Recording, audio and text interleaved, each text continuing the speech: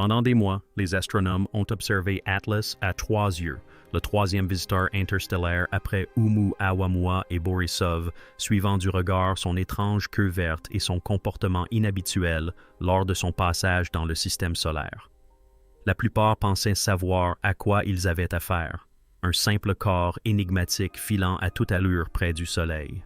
Mais le 19 septembre, à 2h00 UTC précise, tout a basculé. Un astronome amateur chilien a capturé des images d'un phénomène inattendu.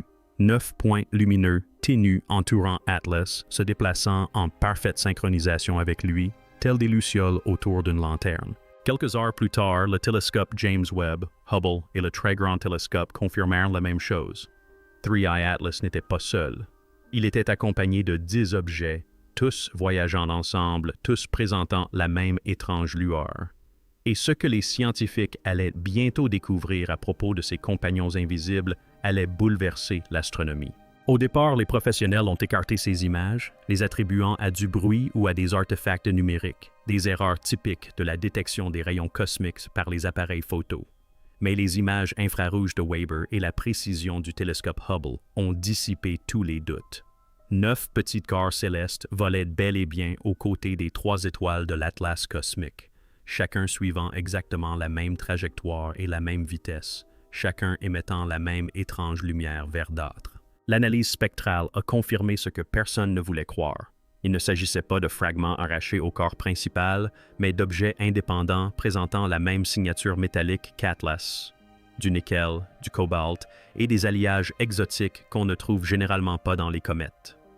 Plus étrange encore, alors que 3 comètes Atlas avaient déjà déconcerté les chercheurs avec un profil thermique suggérant une source d'énergie de 10 gigawatts, les compagnons semblaient rayonner près du double, soit 20 gigawatts chacun, contenus dans des objets de la taille d'un pâté de maison.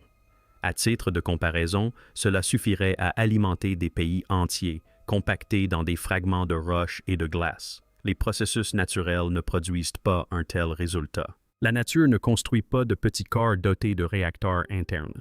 Mais s'il s'agissait de sondes, si elles avaient été conçues artificiellement, les implications seraient stupéfiantes. Le plus troublant dans cette découverte n'était pas leur puissance, mais leur soudaineté. Pendant des semaines, des télescopes du monde entier, amateurs et professionnels, avaient observé attentivement Atlas. Juno de la NASA, la sonde solaire Parker, et même des missions en route vers Mercure et au-delà, collectaient des données. Aucun d'eux n'avait anticipé l'arrivée de ses compagnons. Selon un vibe de Harvard, les 9 corps célestes ne sont pas apparus par hasard. Ils ont surgi en une fraction de millisecondes, plus vite qu'un flash d'appareil photo, plus vite encore qu'un clignement d'œil. Nos instruments n'étaient tout simplement pas assez rapides pour saisir l'instant précis de leur apparition. Pour les astronomes, c'était comme si le ciel lui-même avait changé en un instant. Un voyageur solitaire un instant, un convoi l'instant d'après. Les théories fusaient. Atlas les avait-elle largués comme de nombreuses sondes, déployant ses drones à son entrée dans le système solaire interne? Était-elle restée inactive jusqu'à ce que la gravité ou le rayonnement du Soleil les active? Où provenait-elle d'ailleurs, se dissimulant à la vue de tous jusqu'au moment opportun pour se révéler? Quelle que soit la réponse, leur apparition n'était pas fortuite, elle était délibérée. Lorsque les astrophysiciens ont tenté de modéliser les profils énergétiques des compagnons, leurs ordinateurs ont échoué. Malgré tous leurs efforts pour ajuster les équations, la température, la densité, la fusion nucléaire ou les réactions chimiques, les résultats restent incohérents. Il est impossible de concentrer une telle puissance émise par ces objets dans un volume aussi réduit sans une technologie qui dépasse notre entendement. Des champs de confinement exotiques, la catalyse de l'antimatière, voire des réactions de matière noire, furent envisagées, car la physique classique ne pouvait l'expliquer. Chacun des 9 corps semblait plus chaud, plus dense et plus énergétique que le vaisseau principal, comme conçu pour des approches rapprochées, tandis qu'Atlas restait à distance. Autrement dit, il ne s'agissait pas de simples escortes, c'étaient des agents de première ligne, porteurs d'une puissance brute dépassant tout ce que l'humanité avait jamais conçu. Cette découverte a provoqué une onde de choc au sein de la communauté scientifique car elle laissait supposer une intention. Quelque chose avait placé ces objets-là. Quelque chose leur avait conféré des noyaux énergétiques impossibles et quelque chose dirigeait leur trajectoire. Alors que les images se propageaient en ligne, les gens ordinaires se posaient la question évidente. Pourquoi ne nous avait-on rien dit? Pourquoi a-t-il fallu qu'un astronome amateur, muni d'un télescope installé à flanc de colline, révèle ce que les observatoires les plus avancés du monde avaient manqué? La NASA et l'ESA n'ont publié que des déclarations des plus vagues, reconnaissant la poursuite des observations tout en refusant de diffuser les spectres bruts sur Internet. En coulisses, des notes internes divulguées ont révélé des réunions d'urgence au Pentagone, au siège de l'ESA et à l'Agence spatiale chinoise, évoquant des plans d'urgence allant de missions d'interception à des protocoles de défense planétaire. Des entreprises spatiales privées ont été discrètement approchées au sujet de lancements rapides, tandis que des projets européens de déviation d'astéroïdes étaient remis au goût du jour. Et pourtant, face au public, le silence. Aucun avertissement, aucune explication, seulement des assurances soigneusement contrôlées qu'il n'y avait aucune preuve de menace. Mais ce silence est éloquent. Car si 9 objets cachés sont réellement apparus aux côtés de 3 atlas oculaires, chacun dégageant une puissance supérieure à celle de nations entières, alors la vérité est déjà trop lourde à porter, et les gouvernements le savent. Lorsque Avi Loeb de Harvard a analysé l'apparition soudaine des 9 compagnons, il a proposé une théorie qui a glacé le sang de la communauté astronomique, l'hypothèse du vaisseau mère. Selon lui, l'Atlas à 3 yeux pourrait ne pas être un corps solitaire, mais un vecteur, un vaisseau interstellaire plus grand larguant des sondes à mesure qu'il s'approchait de sa cible, en l'occurrence notre système solaire. Les vaisseaux d'escorte n'étaient ni des fragments ni des débris, mais des éclaireurs déployés délibérément pour se rapprocher des planètes tandis que le vaisseau principal restait à distance. Si cela s'avérait exact, cela expliquerait leurs signatures énergétiques plus denses, leurs orbites synchronisées et leur apparition simultanée. L'implication terrifiante était que ces sondes ne dérivaient pas simplement. Elles avaient une mission. Cartographiaient-elles les planètes? Recherchaient-elles des ressources ou nous observaient-elles simplement, nous, la seule espèce intelligente qu'elles pouvaient désormais détecter? Pour Loeb, une chose était certaine. Des sondes aussi perfectionnées n'apparaissent pas par hasard. Elles apparaissent lorsqu'elles sont censées être vues. L'hypothèse de Loeb ne faisait pas l'unanimité. Certains astronomes proposaient une explication plus naturelle. Atlas aurait percuté un astéroïde interstellaire massif qui se serait fragmenté en morceaux plus petits, conservant sa vitesse et sa trajectoire. En théorie, cela pourrait expliquer la présence des 9 compagnons volant en formation. Mais les données numériques ont rapidement invalidé cette théorie. Les fragments issus de collisions ne s'enflamment pas comme des réacteurs. Chacune d'elles n'émet pas 20 gigawatts, et elles ne produisent certainement pas des traînées de lumière verte incandescente identiques à la composition métallique exotique, comme le corps parent. La précision de leur trajectoire était trop parfaite, leur synchronisation trop absolue. Même les plus sceptiques durent admettre que ces compagnons se comportaient moins comme des fragments de comètes que comme des machines conçues dans un but précis.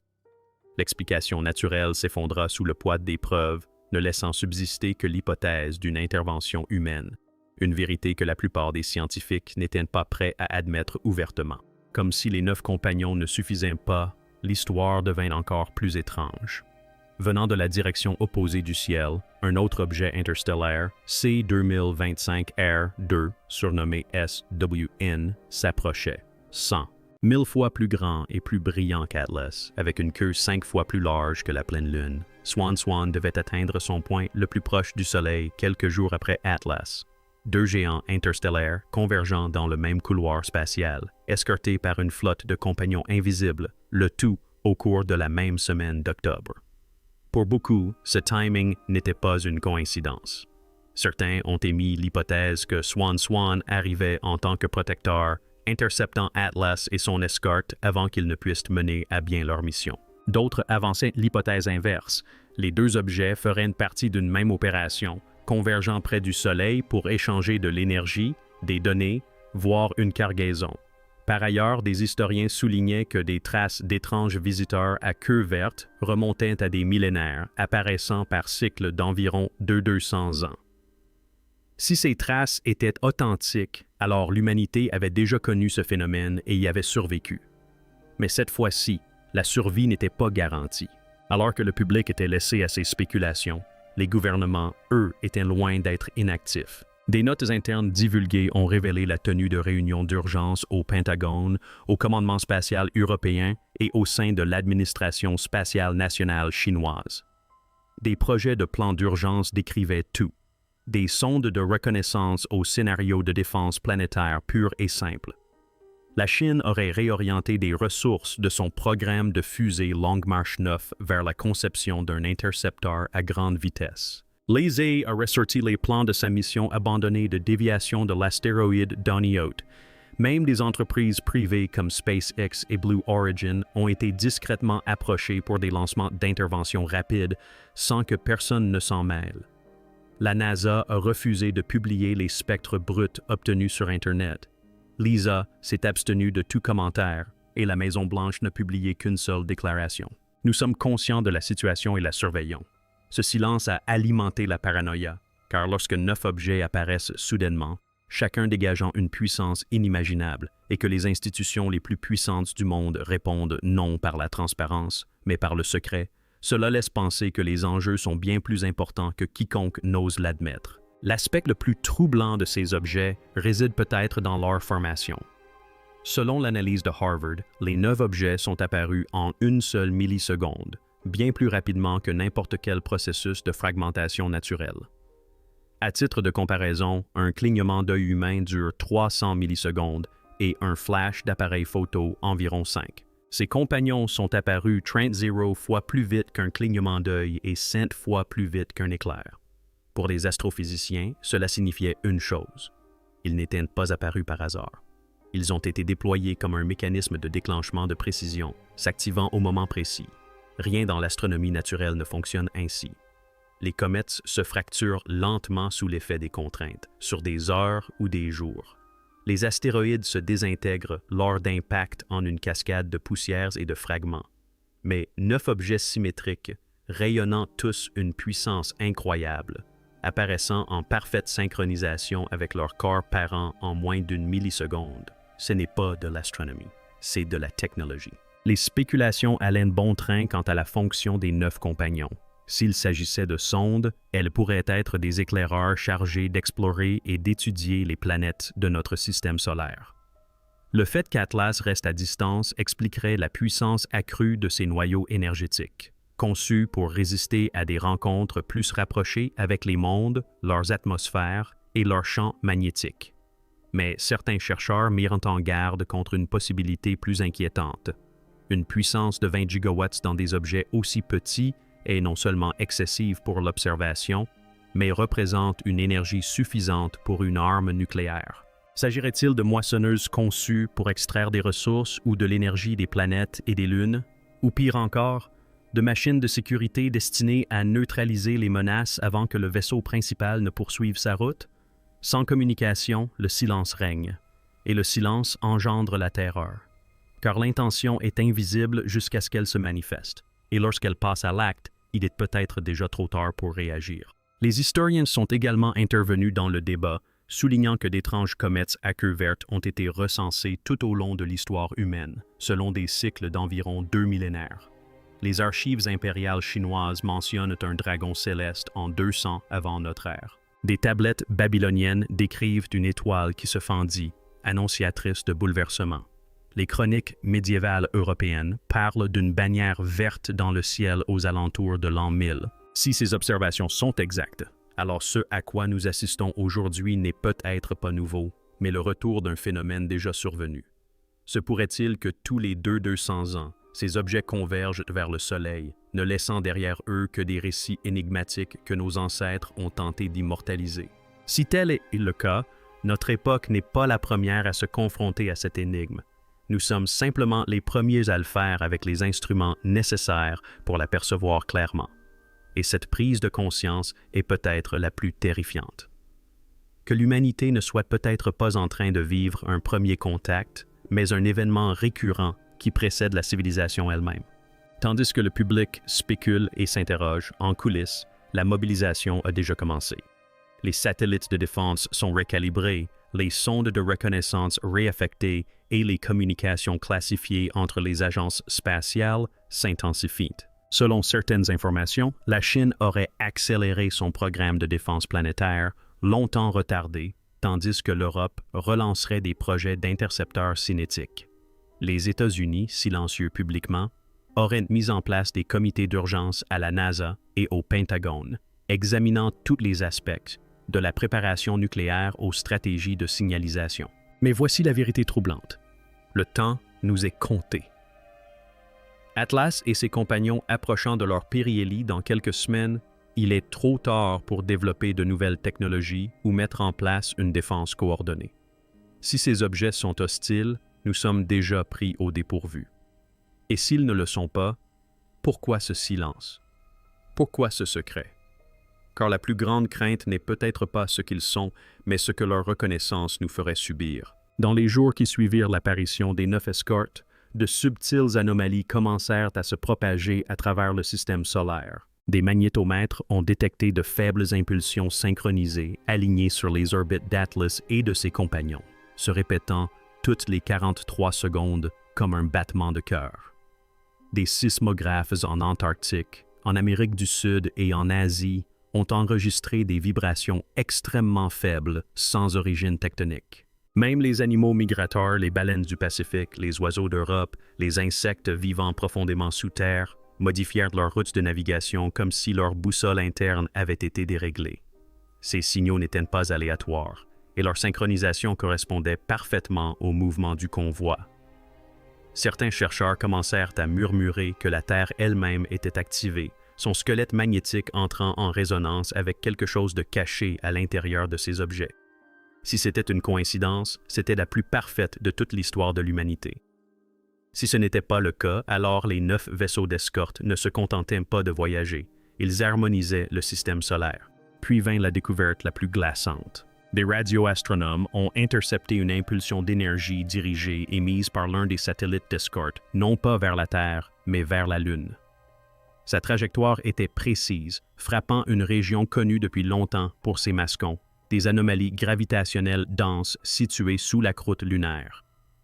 Ces mascons intriguent les scientifiques depuis des décennies, suggérant l'existence de structures ou de concentrations de masse que la géologie conventionnelle ne peut expliquer pleinement. Or, pour la première fois, ils étaient ciblés. Le signal était stratifié, structuré en amplitude et en polarisation. Non pas un langage, mais un code. Et si la Lune n'était pas qu'un simple satellite silencieux, mais un nœud d'un système bien plus ancien, resté inactif jusqu'à son activation? Ces 9 compagnons réveillaient-ils quelque chose de caché sous sa surface, quelque chose qui y avait été implanté bien avant que l'humanité ne fasse ses premiers pas?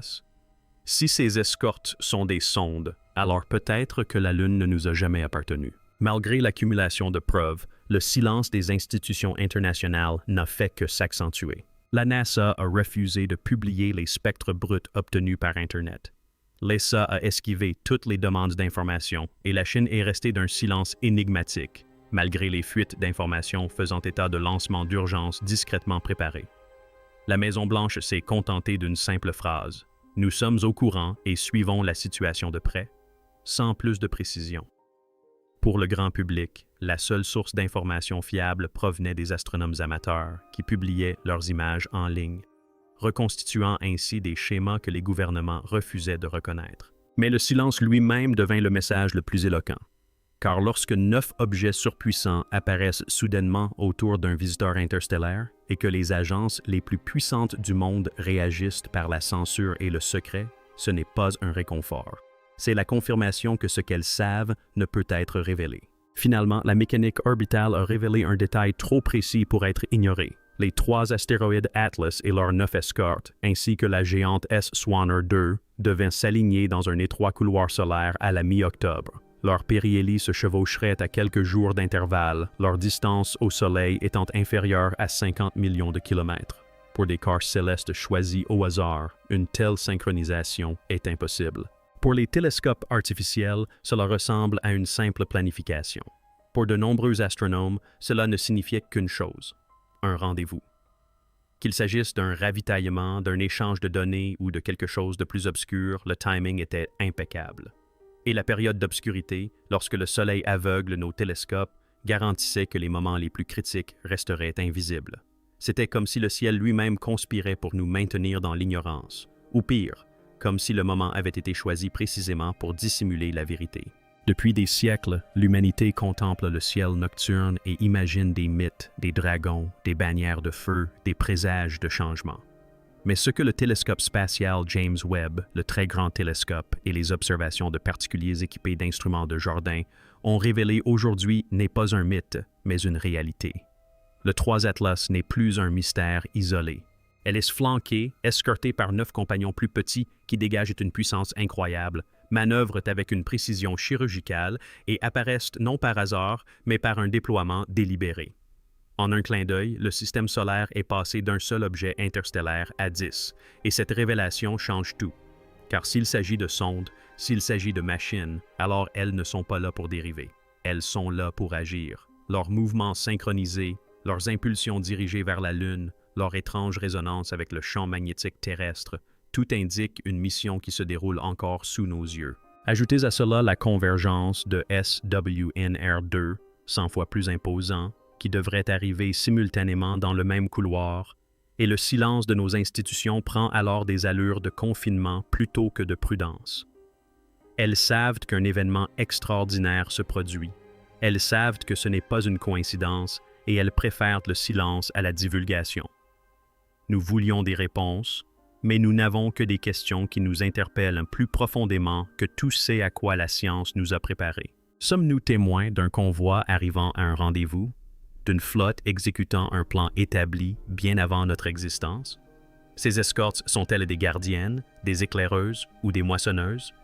La Lune elle-même fait-elle partie d'un système que nous n'avons jamais compris? La vérité terrifiante est peut-être que nous ne répondrons jamais à ces questions, mais qu'elles y répondront selon leurs propres termes et en leur temps.